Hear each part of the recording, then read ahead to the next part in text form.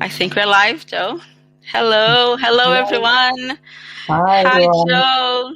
How are you Hi. doing? I'm fine. Nice to be here, Cecilia. Thank you for Yeah. asking me. Oh, it's such an honor and really exciting to talk to you again after what, 3 years? Are you? Yeah, it's been a little Yeah, while. yeah.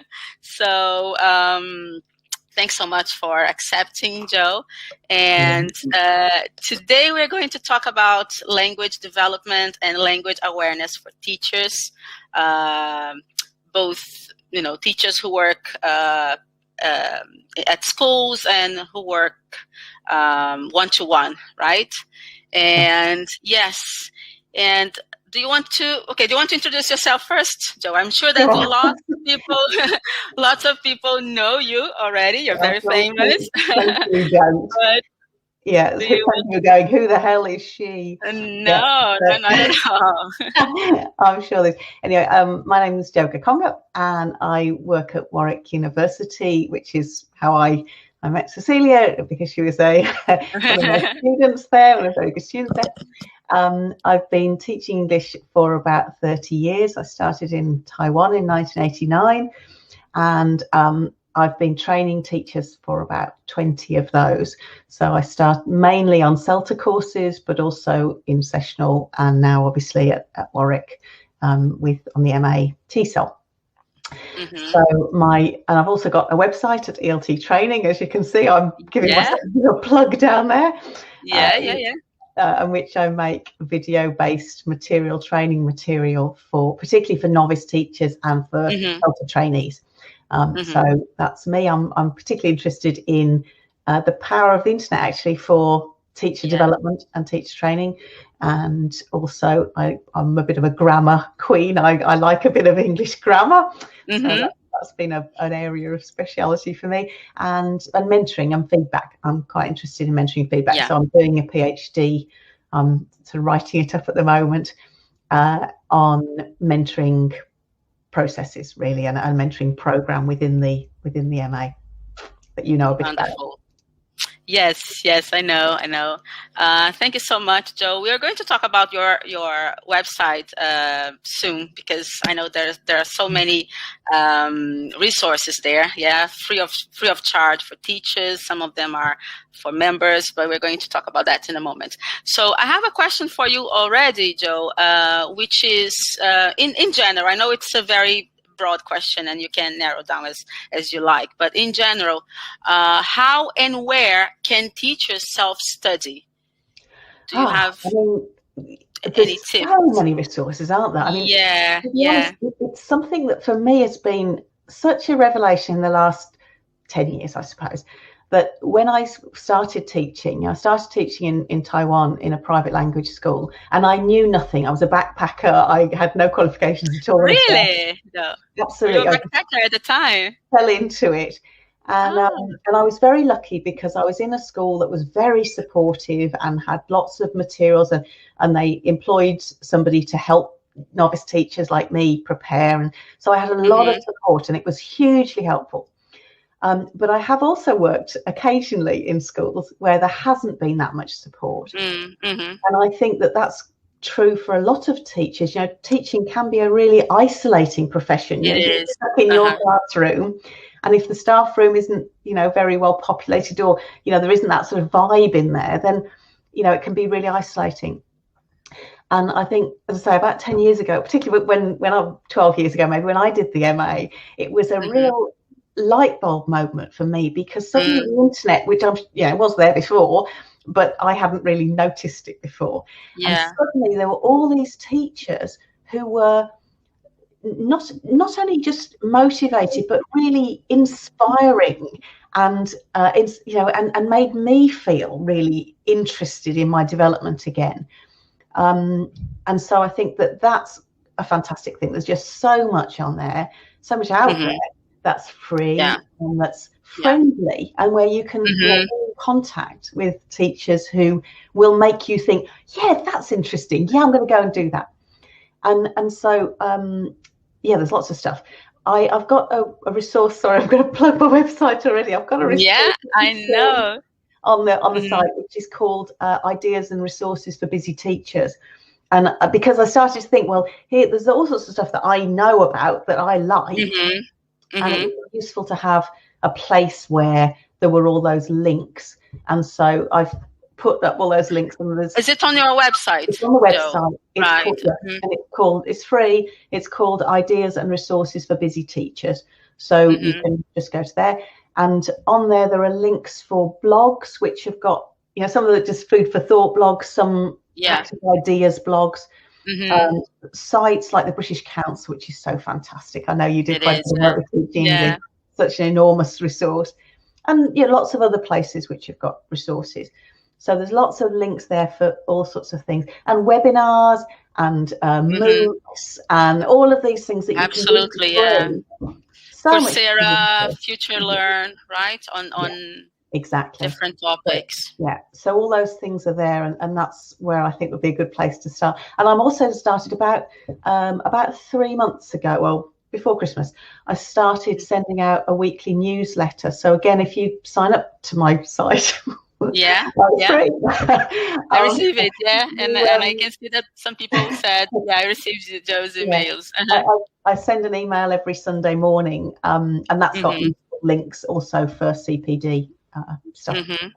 That's wonderful. Yes. So, in your opinion, Joe, why is it important for teachers to study grammar, to study lexis, vocabulary, even though they have graduated, they have done their BA, MA, but it's important to keep on studying. And why do you think so? Yeah, I mean, I don't know particularly about studying the grammar and vocabulary. That depends a lot on you as a teacher, doesn't it? So what your context is and what your background is. So there's a really nice paper by Gabriel Artus, and it talks about the shape of a teacher, and it talks about the teaching triangle, with it being important, your personality, the person, and the teaching methodology, the teaching, and the language, and that's the language. So there's 3 aspects of what makes a language teacher. And I think that's kind of a helpful metaphor.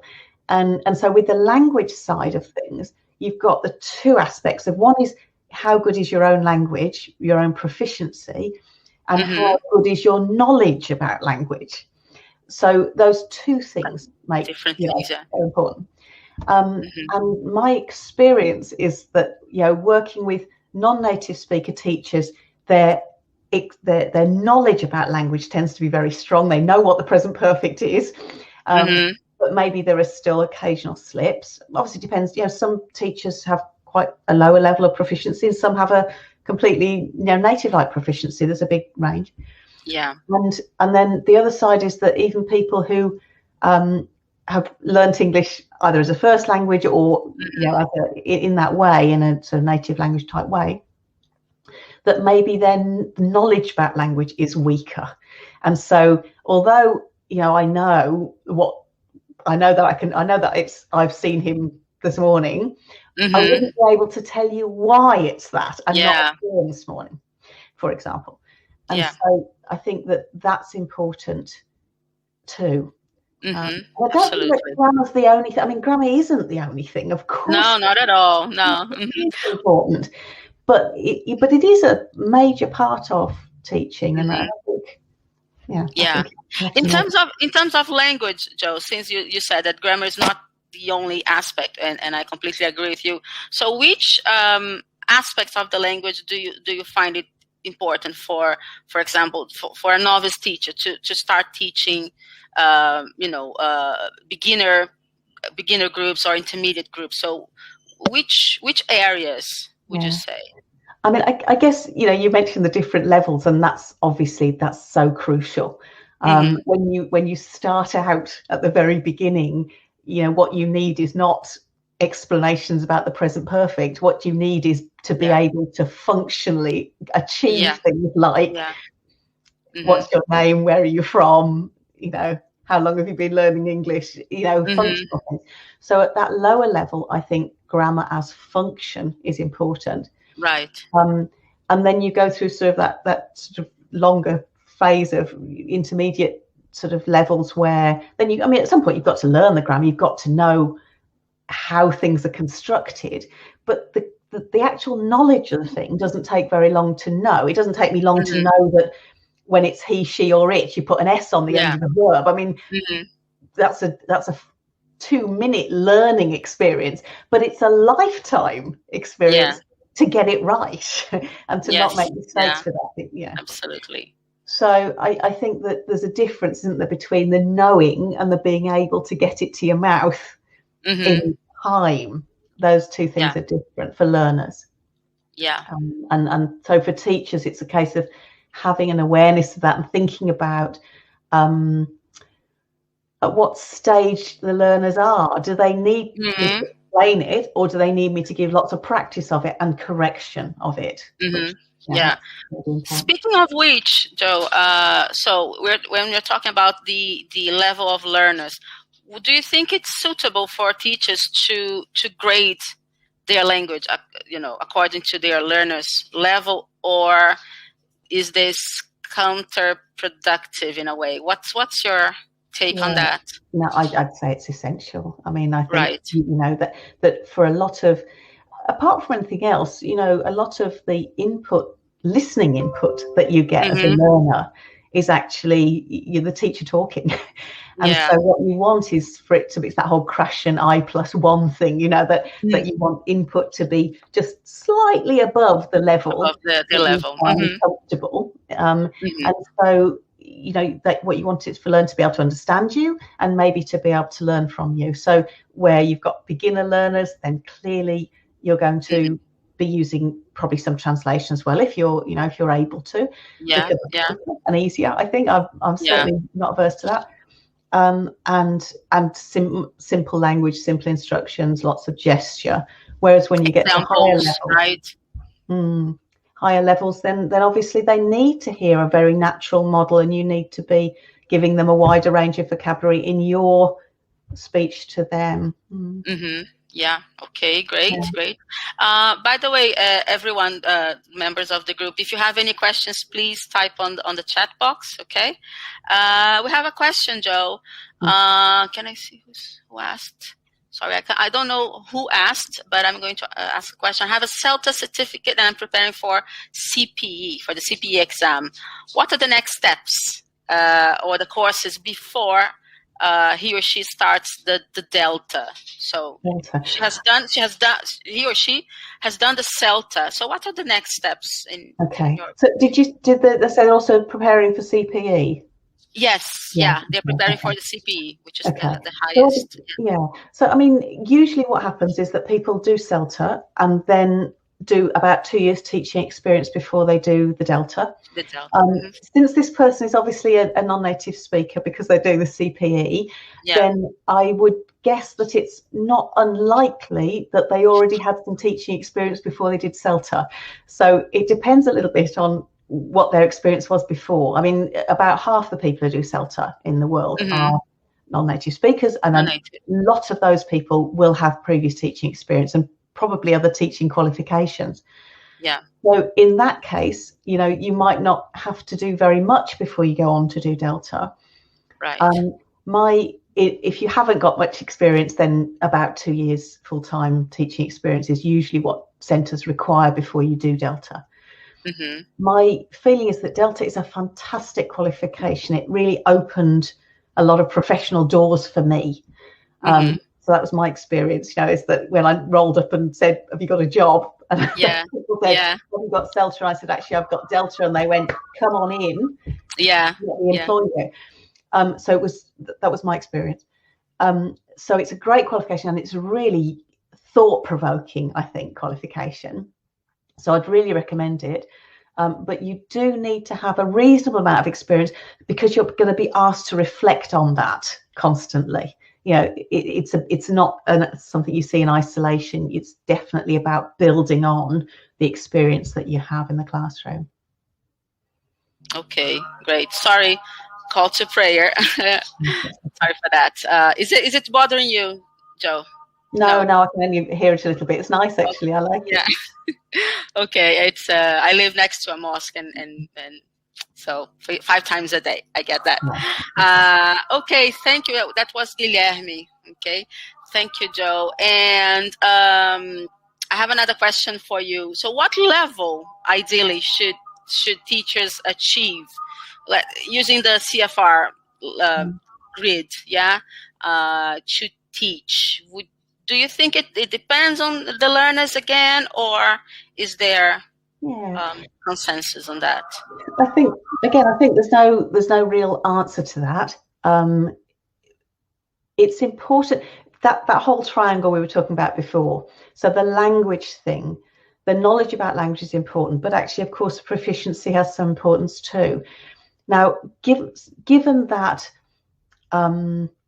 it's one part of being a language teacher, if your learners are elementary learners, for example, elementary students in, I don't know, secondary school or primary school perhaps, and your level is only B1, well, if you're a good teacher, you can still, and you have a good rapport with the learners and you can engage them, then there's no reason why you can't be a very effective language teacher to those elementary students. But if your students have got a B2 level, then clearly your level of B1 isn't enough because they're better than you are. So I think that a lot depends on the learners, and that perhaps teachers should, there's a double-edged thing here. I think you should strive to be the best that you can, but you should not beat yourself up about not being perfect if you're a non-native speaker. That it's important to, as I say, to keep working on your own personal language development. And that's important also because it makes you empathetic for your learners. I mean, if you're a native speaker of English and you're teaching English, I think it's a good idea to be learning another language because, it makes you empathetic for how difficult it is to remember things. And absolutely, yeah.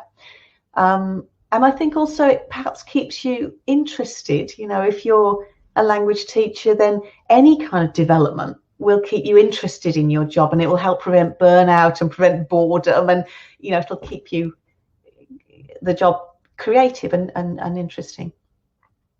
But I think, as I say, if you work as a non-native speaker, you definitely should not be feeling embarrassed or concerned that because you are a very good model for your learners. You are somebody who was in their position and now is in a position of being able to speak the language that they're trying to learn. So I think you're a much better role model, really, in lots of ways than a native speaker teacher would be. Yeah, I agree with you. And I'm so sorry, it's distracting me. And I mean, regardless of the level, in your opinion, Jo, that the teacher is, the teachers teaching their students, the level of the students, how do you think teachers should deal with and when it comes to a challenging topic, right? Sure. Whichever level, because even for beginners, I think there are some tricky ones. For example, the quantifiers, right? Quantifiers, some, any, a little. Sure. It is tricky for students. Yeah. And how should teachers deal with those challenging areas? Sure. I think that there's again, it kind of depends a little bit on how it's tricky, doesn't it? So, for example, if you've got something like the present perfect, which is really tricky because the meaning is tricky. It's really difficult to understand, to really viscerally understand, why is it I've done it and not I did it? In my language, we just say I did it and it works. And doesn't it really mean the same thing? Yeah, it kind of does. What's the difference between, I've worked in many countries and I worked in many countries? Well, there's very subtle difference here. Well, obviously it feels like I've stopped working, but it's very subtle. And so I think where's those differences, especially where the differences don't exist in L1, then it's hard to conceptualize them. Yeah. So if you've got things which are tricky for that kind of reason, then I think, there's a real importance in just not expecting it to happen like that, and for it to just, be a slow process, and let's look at lots of context, and we'll keep looking at this again and again, slowly over time. Revisiting the topic as well, right, Jo? Because Absolutely. Learning is not linear, right? Yeah, It's absolutely. messy, yeah. And then you've got other kind of areas where actually the meaning isn't very hard. Comparatives is a good idea, or quantitative is a quantified, is another one like that. The meaning isn't hard, it really isn't. Or prepositions in English, the meaning's not hard really, but the form is really horrible. Tag questions are a horrible one, isn't it? Don't you, will we, why don't we just have one nice little bit of language like n'est-ce pas or ma or whatever else it is. So the form's horrible, the meaning isn't. You've got the call to prayer outside, I've got the dustbin men outside my house. It's finished now. So I'm afraid I'm going to be disturbed a little bit. That's fine. It shouldn't be on. It's fine. And so in that kind of case, then you might want to do things like guided discovery type of activities where you give them the examples and get them to work out the rules, because I think that's conceptually, that's it's almost like a puzzle.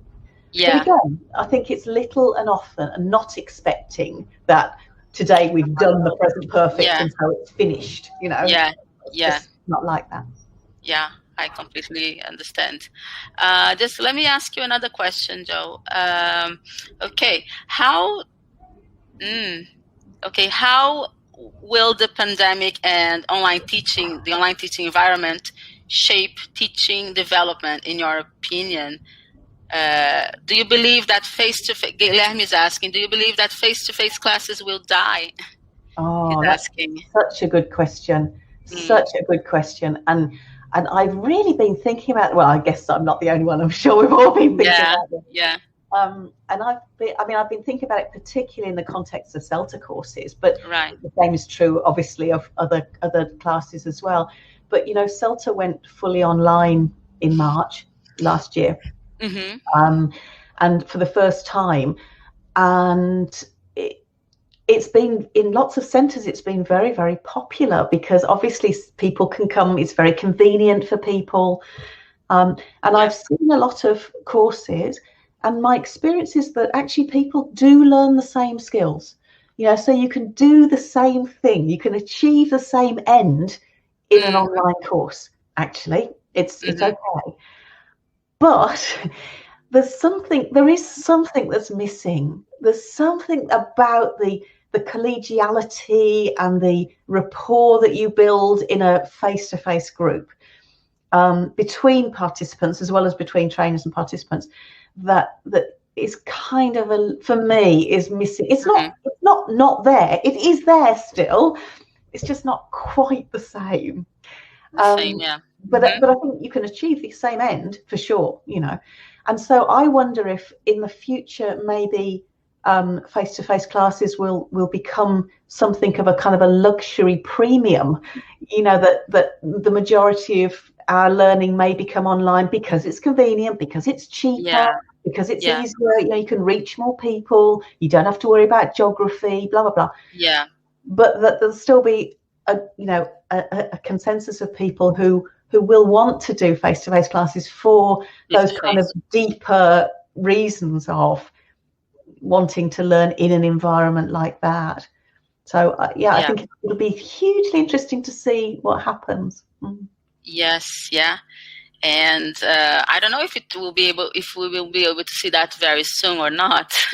What's your opinion on that, Jo? I mean, I don't know. I mean, for me, the one thing is really just feeling stuck where I am. I mean, I'm super lucky. I'm able to work from home, and I like what I do from home, and my work from home is very creative, and I'm able to have, social experiences like this.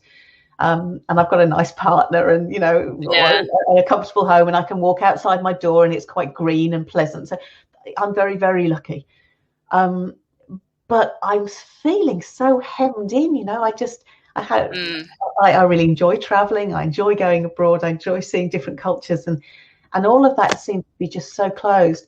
And so I think that's getting problematic. And I just wonder. I really don't know how long, this is all going to be.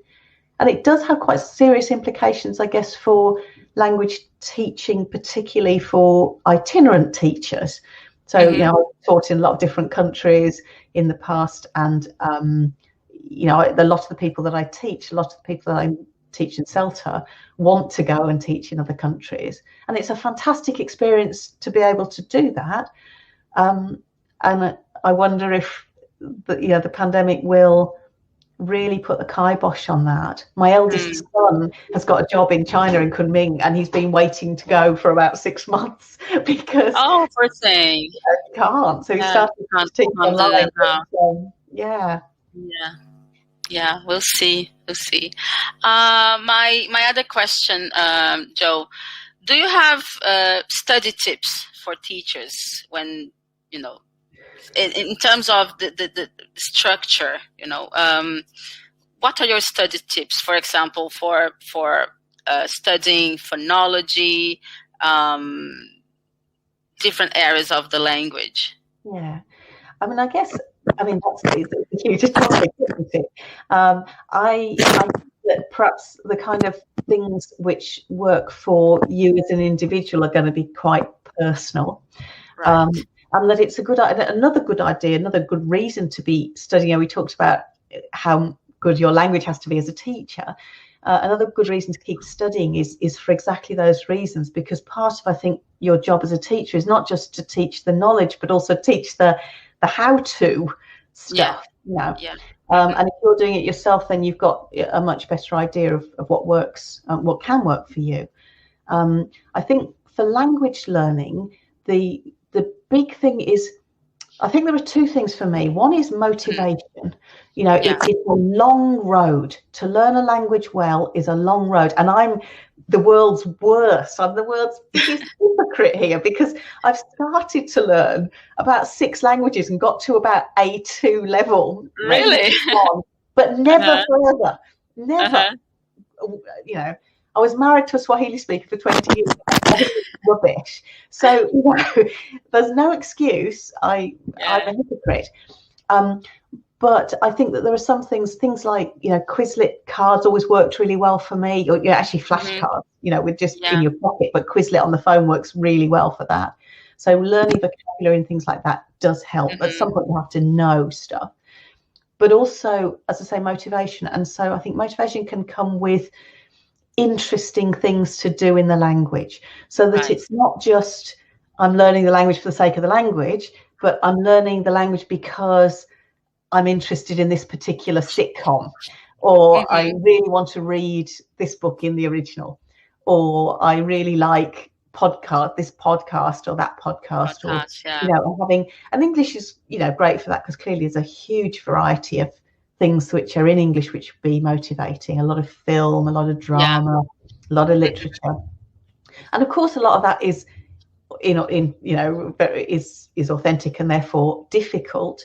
But I think that even if you're watching films with subtitles in your language or in English, but probably in your language is fine too, then that's a really good input for extended input. So extensive reading, extensive listening, extensive watching, in a way that even if you don't understand everything, that's fine. Watch the subtitles. That I think makes a big difference. Hearing the language, being immersed in the language, I think is really important. So, and then you've got things that perhaps you can recommend to your students as well. That podcast is really great, or that film was fantastic. Why don't you watch that? Right. And I think it's important to be disciplined as well, right, Jo, to follow sort of routine and commit yourself to that. Maybe I should throw that back on you, because you've got a better experience than I have. What were your thoughts? Yeah, well, I think I like to have a kind of structured map, like a road map for when I'm studying the language. I'm sorry for that. Studying the language, but for instance, I would say, even if we're not, this is something I've done, even if we're not preparing for an exam, but to do some exercises, CPE-like exercises, or to challenge yourself to write an essay and maybe have a critical friend. I remember this term, critical friend, to give you feedback and, to mark and give you feedback on your writing. Because I think this is very important, to receiving feedback, right, somehow, and have some kind of structure. Yeah. And I think as well, perhaps finding somebody who you want to communicate with. Language is about communication, isn't it? And my son's been learning Chinese, in preparation for going to China, and I suggested that he tried to find a bit of a language exchange online, and he found 2 or 3 people, and then finally he's found somebody who he actually kind of connects with and likes. And I think that, it's not to say that the other people he spoke to he didn't like, but, some people we obviously connect with better than others, don't we? Yeah, absolutely. And my experience of actually learning a language, particularly with Swahili, I noticed if I connected with someone and liked them on a personal level, they were easier to understand. I found them easier to understand. And I'm sure it wasn't because their language was clear or something. It's just because I kind of wanted to on some level, That's so interesting. Yeah. So maybe it's a bit of both. Maybe you like people who you can understand. Maybe it's a circular thing. I don't know. But that was my experience. And so I think, again, the online thing, it's relatively easy to find somebody that you can perhaps do a language exchange with, or you can find a group. I've just discovered Clubhouse. I don't know if you've come across that. I have heard it. Yes. Yeah. I haven't tried it yet because I don't have an iPhone. But I've heard about that. I'm not sure how much I like it or not. Actually, I only discovered it 2 days ago, so I haven't given it yet. But that sort of thing, where you've got the potential to interact with a lot of people, potentially, or Facebook type of things too. Obviously. Yeah, wonderful. Let me see here some questions, Jo. Any thoughts? That's an interesting one. Any thoughts on how native speaker teachers can fight native speakerism and encourage students to view various Englishes and English accents? Yeah. Okay, everyone. Sorry, we are back. We had a bit of a technical issue now, but I think we're okay now, Jo. Sorry for that. Yes, no problem. So we were talking about the, do you remember the question, Jo? How can native speaker teachers fight speakerism and encourage students to appreciate different accents, different? Yeah. I think it's a really good question, actually. I mean, it's something that's become, and it's a good thing. It's become a lot more of a prominent issue, I think, in our industry than it used to be. Entirely reasonably. The vast majority of people who are English teachers are not native speakers. And there's a little bit of, I suppose, that whole kind of mea culpa. Here I am, and I say I'm self-professed bad language learner myself. And I've had jobs throughout my career, and part of that's possibly because I'm a native speaker, certainly in the early stages. I think maybe later on not so much. It wouldn't have mattered that the jobs I've had in the UK, it wouldn't have mattered whether I, as long as I had decent proficiency, of course. But I think some of the jobs I had perhaps in Taiwan, although some of my colleagues there were non-native speakers too, but I think that it is important as a teacher, whatever your first language is to breed confidence in your learners. As I say, and as a non-native speaker, you clearly have the possibility of inspiring them by being a role model. But as a native speaker, perhaps you can, inspire them in other ways. I mean, by, wanting to be part of a culture that wanting to be someone they want to talk to, I suppose, apart from anything else.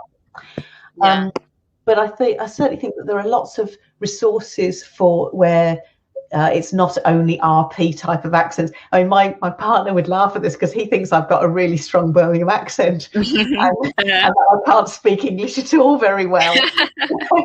Yeah. So maybe you'd agree with him. No, not at all. I used to live in Birmingham, and right.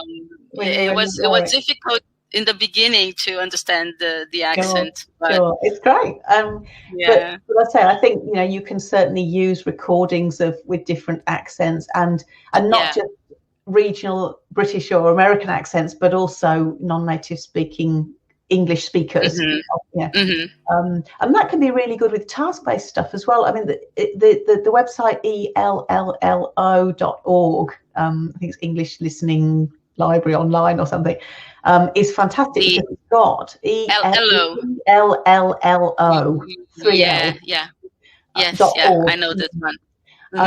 And it's fantastic because it's got lots of short listenings and with a really wide range of speakers, and not just native English speakers, a lot of non-native speakers, and they're very short. So, and they've got questions like, somebody might be answering the question, I don't know, do you prefer online shopping or going to the mall or something like that? Yeah. And you could it's quite a nice thing to do as a task-based thing, because you can get your learners to answer the question and then maybe listen to this proficient but non-native speaker person doing the same task and look at the kind of differences and that sort of thing. And I think, that this, again, it's giving that impression that this is a lingua franca. It's a language for communicating generally, and not just obviously in America and Britain and Australia and Canada or whatever. Yeah, absolutely. Yeah. And changing a little bit of the topic of native speakerism, which books and resources would you recommend for teachers who want to improve their language skills? Do you have any recommendation? I think it's hard to recommend that kind of stuff because so much of things, especially at that very higher level of things. I mean, I'm assuming that teachers have got, at least B1, B2, possibly a bit further up. Then once you get to sort of, B2, C1 plus, then how you want to learn is going to be quite individual. And as you say, there are some people like yourself who want to challenge themselves and do it in quite a an academic way. You've got quite that kind of brain, I think. That's your focus, perhaps. And other people who might want to do it in a more extensive way, as we talked about, by listening to movies and songs and reading books and that sort of thing. So I think that my feeling would be is to find the way that suits you, but definitely extensive, because at that level, at those higher levels, really, the majority of the grammar and stuff you've probably got, it's vocabulary. That's the big mountain to climb. There's such a lot of I can't hear very well, Jo. Oh, sorry. Can you hear me now? You're breaking up again. Oh dear, sorry. I don't know. Is it only me? Only me, or I don't know? I don't know. Usually my connection is good, but now you're back. Okay, now I can hear you well. Okay. Okay, but could you repeat the last part, Jo? Yeah, I think that for when you get to that sort of higher level, really, it's quite personal and vocabulary. Sorry, extensive use, because what you've got is a big mountain of vocabulary learning to particularly if your first language isn't a European language. So if your first language is Spanish or French, or particularly Spanish, French, German, Italian, then a lot of the higher register language is going to be, you're going to know it because it's cognates. But if you're from a Chinese speaking background or an Arabic speaking background, or something else that doesn't have English cognates, isn't from that background, then you're going to have problems, and you've got a lot of vocabulary to learn. And so I think that extensive reading and listening is good. Somebody says my online grammar class is helping to improve the grammar, which helped explain grammar in class. That's great. I'm really pleased about that. Thank you, whoever Facebook user is. That's great. I really like that. I've made a little series which is free. It's called Grammar Quirks. I started last year because I was just at the beginning of the pandemic when I didn't have anything to do. I think there are some things that really are interesting about the way English works and how it's quirky, and the present perfect used in future. I think I've seen some of them. Yeah. So somebody said that was quite useful for class too, maybe. Yeah. Okay. Sorry, Jo. That's okay. Is the connection okay now? I'm having problems here. Sorry. You are frozen. Seem to be saying that they can hear us. So you're frozen for me. Oh, okay. Okay. Can someone sort of say in the chat whether they can hear us or not? Because now you're back, but it keeps going on and on. Okay. Unfortunately. Okay, let's try. So you were talking about the grammar. I couldn't. Grammar quirks. So I think some of those things are quite interesting. That those little things which are unusual. We know the present continuous for obviously for things happening now, and we know it for arrangements, but we don't perhaps know it so much for that irritated thing. He's always leaving his socks on the floor, or he's always doing. I can't hear, Jo. I'm sorry. Okay.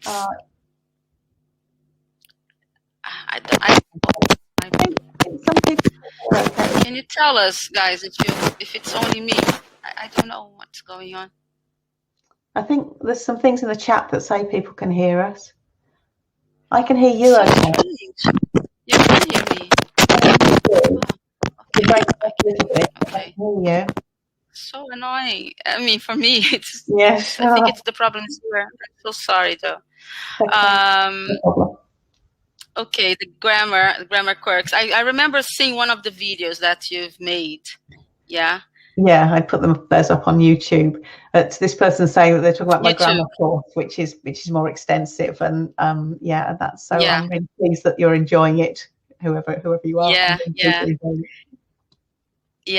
Can you tell us more about your website, Jo, and what can teachers find? Because it's a great website that you put on lots of great resources. There are some free courses, paid courses. So can you tell us more about it? So I started the website as a result of doing some research from my MA back in 2010, and it started off with the grammar course because I started with the problem of I had a lot of people who would apply for CELTA, native speakers usually, who didn't know the nomenclature of grammar. They didn't know what a preposition was or a phrasal verb. Videos. Yeah. Right. So I made a video course for that, and I started selling it. And then I started making other videos to publicize that. I suppose it's the truth. But I got kind of interested in it, and I've learned a lot about making the videos. I enjoy making them. It's quite a different form of teaching, and for me it's been a really interesting, a new direction, I suppose, that my career's gone in, I suppose. And I made the grammar course, and then I made other courses for CELTA trainees, so concept checking and lesson planning and language analysis, because those are the areas which people tend to have difficulty with. Mm-hmm. And then there are free videos which are about classroom management and phonology and various other things, and about doing the assignments for CELTA. So it's quite CELTA based.